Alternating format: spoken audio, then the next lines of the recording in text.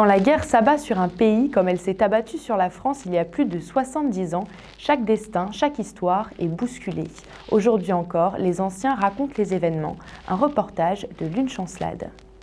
Médaillé pour la seconde fois de sa vie, Jean-Paul Hureau, cet ancien agriculteur né en 1918, est à peine âgé de 21 ans lorsqu'il s'engage dans la guerre.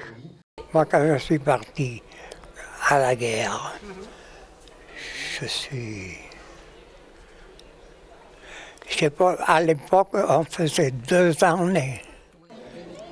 2 années, donc j'ai posé mon sac et j'ai pris ce chemin de la guerre. Et c'était toujours la même chose quand même. On a tellement bivouaqué. On a vécu beaucoup de choses, des bonnes et des mauvaises. Bonnes et mauvaises expériences qu'il a racontées à ses enfants. Il a donc été prisonnier de guerre du côté d'Épinal, c'était je crois bien. Bon. Et alors il a été dans un camp, et après du camp, ils l'ont mis dans une... C'était pas une exploitation agricole, c'était un jardinier. Donc il est resté là 5 ans, et pendant 5 ans, il a fait du jardinage. Ils nous racontaient des petites histoires. Une fois, il y avait eu un bombardement. Ils avaient trouvé un jambon, qu'est-ce qu'ils avaient fait? Ils avaient récupéré le jambon, parce que le soir, ils rentraient au camp. Mais au lieu de couper le jambon et le manger cru, qu'est-ce qu'ils ont fait? Ils l'ont fait cuire. Mais les Allemands, ils avaient du lait. Donc les Allemands les ont chopés et ils avaient été mis en prison. Voilà. Et alors le propriétaire qui était content d'eux, il était allé les revoir, voir la commandature, et il dit non, il voulait les envoyer dans un camp disciplinaire, il voulait les envoyer. Alors la patronne, elle dit non, j'ai besoin d'eux, on vous rendez compte, on est en pleine saison de repiquage. Bon alors ça a sauvé la mise, voilà. Autre destin, celui de Jean Lanus, né en 1922, qui alors âgé de 20 ans, part dans les chantiers de jeunesse et se retrouve dans le Puy-de-Dôme. Là-bas, à Aigues-Perces, vite après notre arrivée, j'avais un camarade qui travaillait au bureau au PC, au poste de commandement.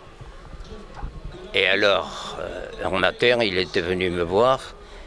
Il me dit, j'ai une mauvaise nouvelle à t'annoncer. Je lui dis, annonce-le-moi quand même, quelle qu'elle soit. Il me dit, tu es sur la liste de départ pour les STO en Allemagne. Je l'avais embrassé et remercié. J'ai déserté et je suis rentré dans la clandestinité, évidemment, pendant longtemps. Et après, je suis rentré dans la résistance comme agent de liaison au réseau Libération Nord. Je faisais le facteur, en somme, entre les différents chefs de réseau, ce qui n'était pas rien d'ailleurs à l'époque, parce que j'ai failli tomber plusieurs fois dans les mains de Gestapo. J'ai descendu un sous-officier allemand. J'ai été plus pressé que lui, fort heureusement, parce que sinon c'était moi qui passais à la casserole. Ça n'a pas été tout rose. Des souvenirs douloureux qu'il a su transmettre par écrit et qui font partie des archives municipales. Cette 8e médaille, au même titre que les autres, représente désormais un héritage de grande valeur. J'ai demandé à notre petite fille, qui est en Floride, quand ils sont venus nous voir ici, est-ce que ça te fera plaisir de garder mes médailles et mes diplômes? Ah oui, papy. Ah oui. Et son mari m'a dit, mais bien sûr que oui.